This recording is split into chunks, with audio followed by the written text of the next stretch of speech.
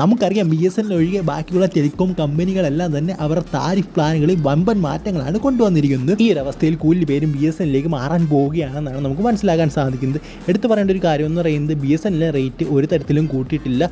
ഉള്ള റേറ്റ് എന്ന് പറയുന്നത് ഭയങ്കര കുറവാണ് മറ്റുള്ള കമ്പനികളെ അപേക്ഷിച്ച്. ഞാൻ പറഞ്ഞിരുന്നു ഈ ഒരു അവസരം BSNL മുതലെടുക്കാൻ പരമാവധി ശ്രമിക്കുന്നുണ്ടെന്ന്.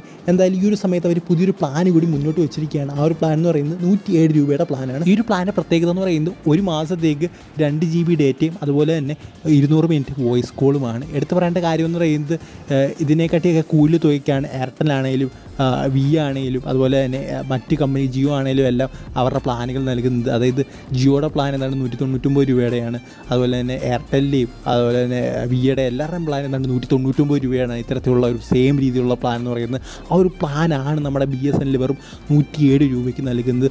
സോ അതുകൊണ്ട് തന്നെ എല്ലാവരും BSNLിലേക്ക് മാറുക.